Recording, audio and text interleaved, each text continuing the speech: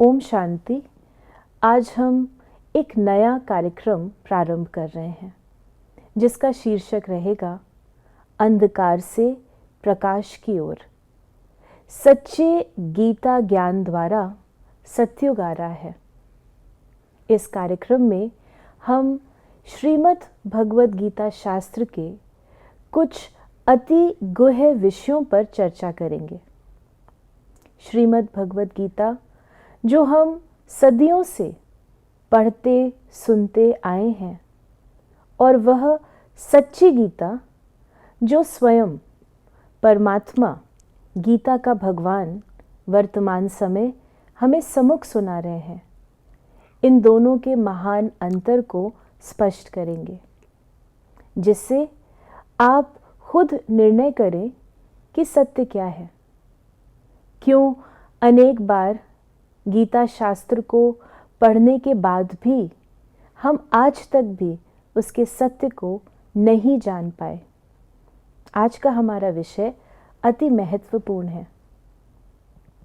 परमात्मा यानी गीता का भगवान कौन है, और इसे स्पष्ट करेंगे हुबली कर्नाटका से गीता के विद्वान आदरणीय बसवराज भाई जी।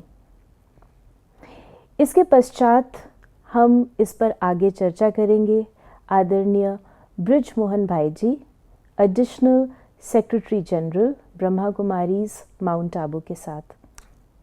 तो आइए सुनते हैं राजऋषि BK बसवराज भाई को।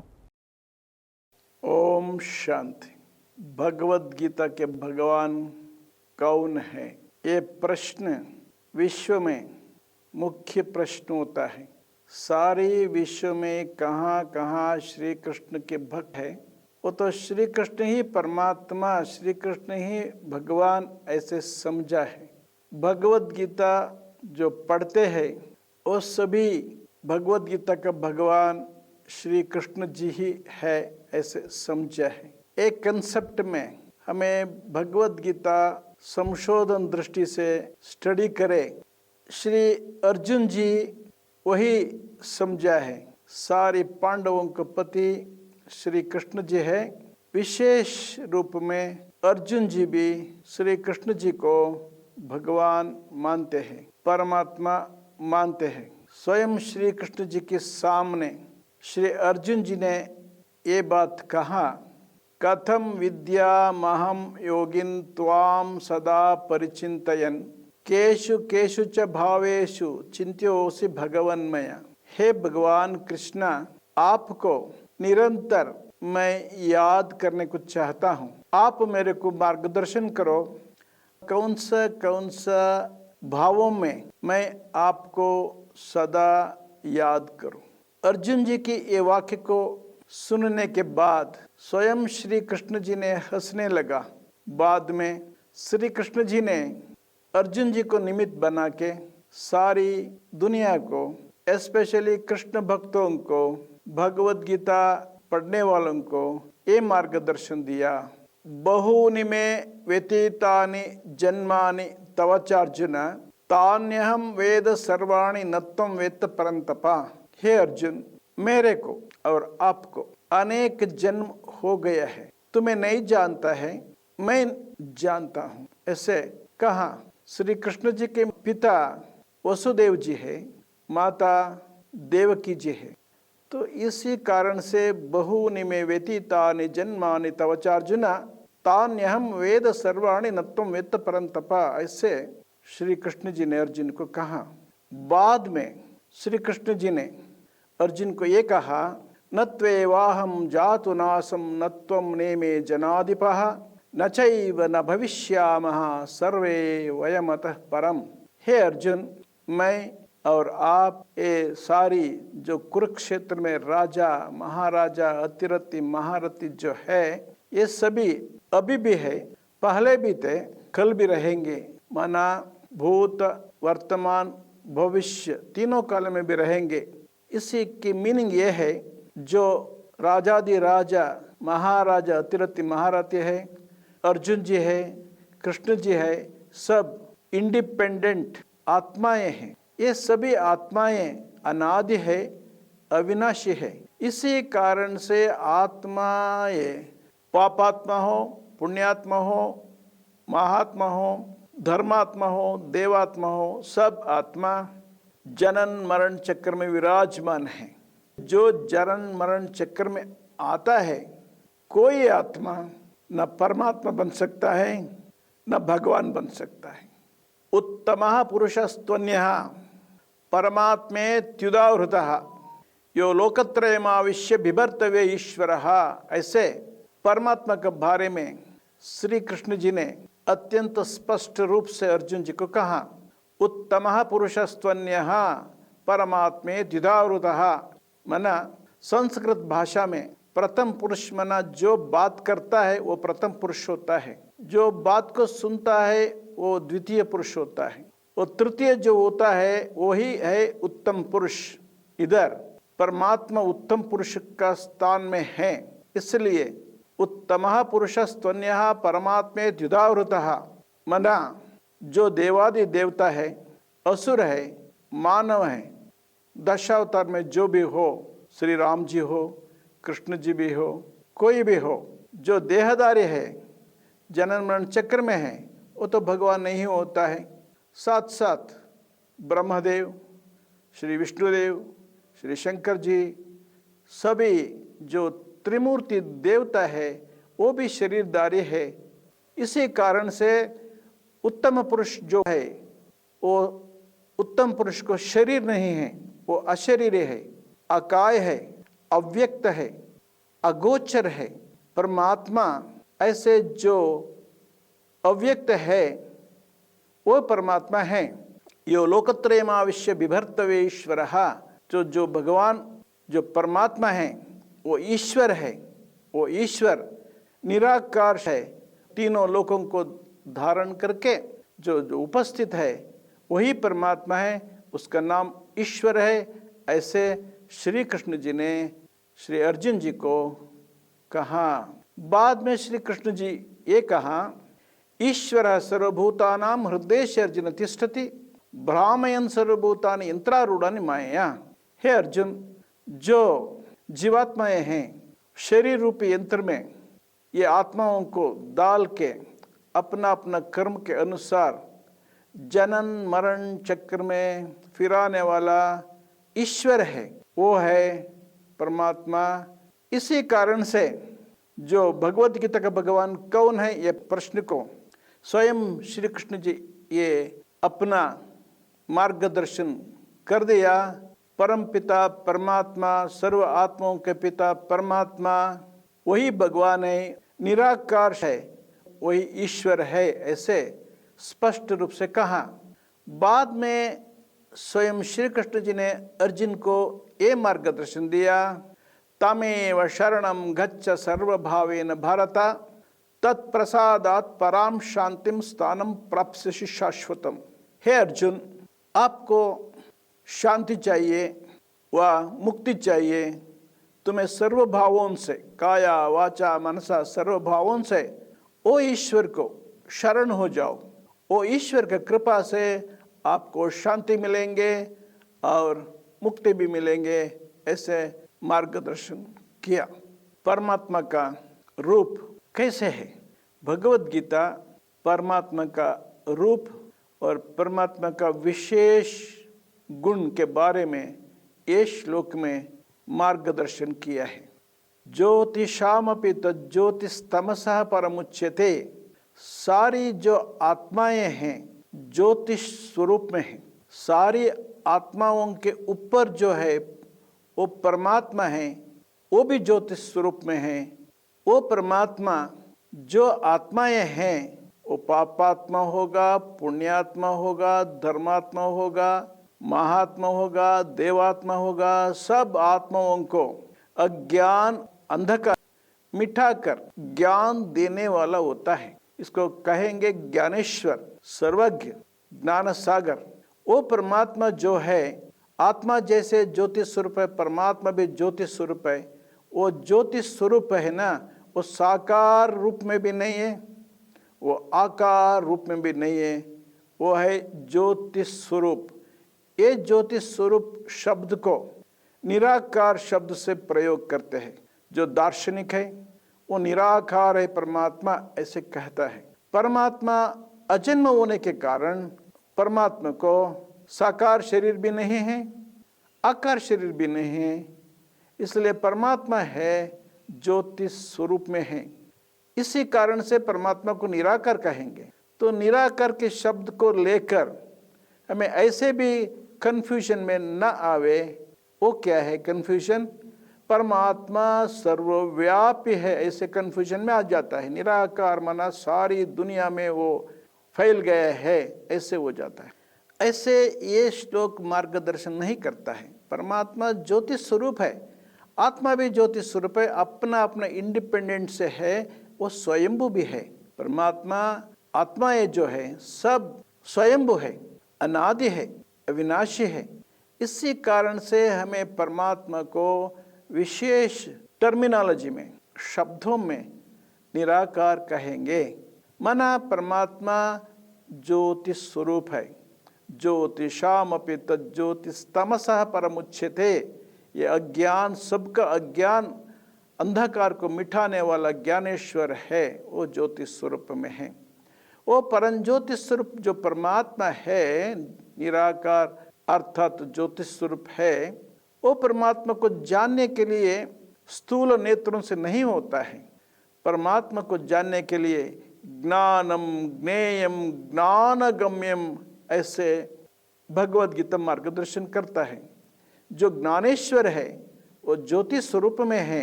तो इसी कारण से तो ज्ञान मार्ग द्वारा ही परमात्मा को, परमात्मा का रूप को, परमात्मा का महिमा को जान सकता है। ज्ञानम ज्ञेयम ज्ञानगम्यम। स्वयं परमपित परमात्मा ज्योति स्वरूप में है, वो ज्ञानेश्वर है। श्री कृष्ण जी ने अर्जुन जी को ये बात अत्यंत स्पष्ट रूप से निरूपित किया। परमात्मा ईश्वर ही है, ईश्वर ही परमात्मा है, कोई शरीरधारी परमात्मा नहीं है, ऐसे स्पष्ट शब्दों में कहा। भारत में एक विशेष कल्पना है, शंकर जी ही ईश्वर जी है। ईश्वर माना शंकर है, ऐसे एक कल्पना है। शंकरा जो है, ये तीनों मूर्ति जो ब्रह्मा विष्णु शंकर जी है, ये तीनों के ऊपर है ईश्वर जी, अकॉर्डिंग टू भगवद गीता। जो परमात्मा का गुण है, रूप है, इसी श्लोक में स्पष्टीकरण किया है। परम ब्रह्मा परम धामा पवित्रम परमम भवान पुरुषम शाश्वतम दिव्यम आदिदेवम अजम विभम।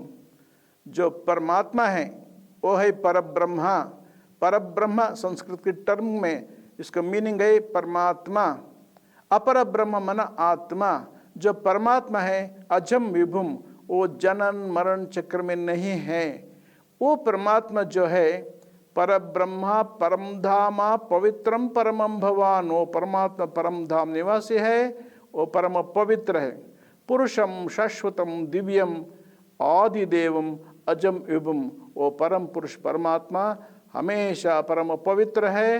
वो है जनन मरण चक्र से न्यारा है, ज्योति स्वरूप है, वो भगवान है, निराकार है, वो परमात्मा है। ओम शांति। तो अभी हमने सुना राजऋषि BK बसवराज भाई जी को, जिन्होंने गीता के श्लोकों के माध्यम से ये स्पष्ट किया कि गीता के भगवान निराकार हैं। कोई भी शरीरधारी, चाहे वो देवता श्री कृष्ण हो या आकारी महादेव शंकर हो, परमात्मा नहीं हो सकते। आइए हम इस पर आगे चर्चा करते हैं आदरणीय ब्रजमोहन भाई जी के साथ। ओम शांति भाई जी। ओम शांति। भाई जी, अभी बसवराज भाई जी ने ये स्पष्ट किया कि गीता का भगवान निराकार है, ना कि कोई शरीरधारी। गीता का भगवान कौन है? शिव है, शंकर है या श्री कृष्ण है? इससे क्या फर्क पड़ता है? क्योंकि हमें तो गीता के ज्ञान से मतलब है। हम इस विवाद में क्यों पड़े? क्योंकि जो श्री कृष्ण जी को भगवान मानते हैं उनकी भावना को भी इससे ठेस पहुंच सकती है। तो ये हम आपसे जानना चाहेंगे कि इसकी क्या ज़रूरत है। बहुत से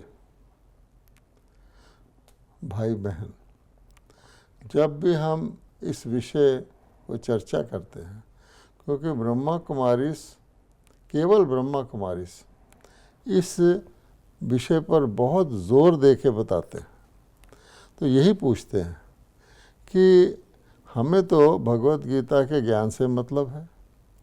अब गीता का ज्ञान किसने दिया, उस विवाद में हम क्यों जाएं?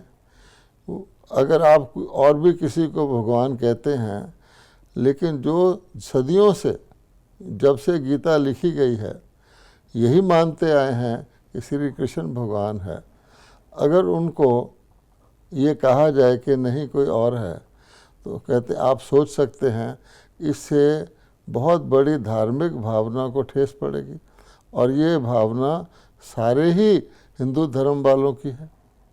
आप इस विवाद में क्यों पड़ते हैं? तो एक बात तो ये समझने की है कि कोई अन्य शास्त्र होता, उसके लेखक के बारे में ये बात सही उतरती है कि मान लीजिए वेद व्यास जी ने गीता लिखी है, कोई कह देता नहीं किसी और ऋषि ने लिखी है, किसी और ऋषि ने लिखी है, तो कोई फ़र्क नहीं पड़ता, क्योंकि लोगों को ज्ञान से मतलब है। लेकिन यहाँ तो गीता भगवानोवाच है, भगवान ने गीता सुनाई है, और इसका मतलब हुआ कि जिसने सुनाई है वो गीता का भगवान है। और अगर उसमें ज़रा सा भी फ़र्क आ जाए कि जिसने सुनाई है वो गीता का भगवान है, लेकिन उसकी जगह, जैसे वसुराज जी ने स्पष्ट किया, गीता के अंदर ही बहुत जगह लिखा हुआ है कि कोई भी शरीरधारी परमात्मा नहीं हो सकता। अब आप केवल विवेक से सोचिए कि नाम है परम आत्मा, ठीक है? परम आत्मा का क्या मतलब होता है कि आत्माओं में भी सबसे उत्तम, सुप्रीम, परम। आत्माओं का मतलब क्या हुआ कि मनुष्यों के अंदर आत्माएं, साधारण आत्माएं हैं, देवताओं की आत्माएं हैं, फिर सूक्ष्म देवताओं की, ब्रह्मा विष्णु शंकर जी की भी आत्माएं हैं, लेकिन इन सब के शरीर हैं। ब्रह्मा विष्णु शंकर जी का आकारी शरीर है, सूक्ष्म शरीर है। तो जब बात आत्माओं की हो रही है, आत्माओं के पिता परमात्मा की हो रही है, तो जब तक हम परमात्मा का या गीता के भगवान का परमात्म स्वरूप नहीं जानेंगे, क्योंकि यहाँ भी एक बात समझने की है, गीता का भगवान परमात्मा है, लेकिन जब वो धरती पर अवतार लेते हैं तो मुख से बोलना पड़ता है, तो उनको शरीर चाहिए। तो कन्फ्यूज़न यहाँ होता है कि जब गीता के भगवान को बोलना भगवानोवाच किया तो किसी शरीर के द्वारा किया, तो वो समझते हैं कि शरीर के द्वारा किया, इसलिए भगवान के परमात्म स्वरूप को जानने की आवश्यकता ही नहीं है। लेकिन गीता का जो ज्ञान है परमात्मा ने दिया ही किस लिए, आप देखेंगे उसका मुख्य जो लक्ष्य है वो ये बताना है सारे मनुष्यों को कि तुम शरीर नहीं आत्मा हो। गीता का शुरू का जो पाठ है वो क्या कहता है कि तुम आत्मा हो, आत्मा हो, आत्मा हो। आत्मा अनादि है, अविनाशी है, शाश्वत है। आत्मा को तलवार काट नहीं सकती, आत्मा आग जला नहीं सकती, पानी में डूब नहीं सकती।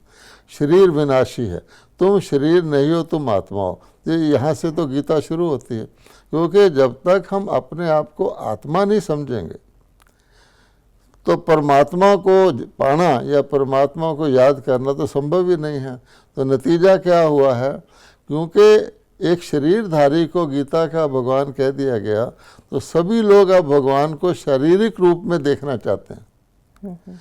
यानी बात सारी गीता की आत्मज्ञान की है और परमात्म ज्ञान की है, लेकिन क्योंकि भगवान को ही शारीरिक रूप दे दिया तो हर व्यक्ति क्या चाहता है, वो ऑलरेडी शरीरधारी है, तो आत्मा के अपने आप को आत्मा सोचने की उसको आवश्यकता नहीं। भगत भी शरीरधारी, भगवान भी शरीरधारी। फिर उससे और बहुत सारी बातें निकलती हैं कि जब भगवान शरीरधारी हो गए तो फिर श्री कृष्ण भगवान नहीं, श्री राम भगवान भी हो गए, भगवान के कई मनोमय मानव अवतार बता दिए गए हैं। तो इसका नतीजा क्या हो कि गीता का एसेंस ही खत्म हो गया। इसलिए ये जानना बहुत आवश्यक है कि गीता का भगवान निराकार है, परमात्मा है, परमात्मा है, और हम उनकी आत्मा रूपी संतान हैं। और वास्तव में परमात्मा से मिलन किसका होगा? आत्मा का, शरीर का थोड़ी होगा। जब कोई शरीर छोड़ता है तब कहते हैं पर लोग सुधार गया, है ना। इस तो बेसिक बात तो ये है।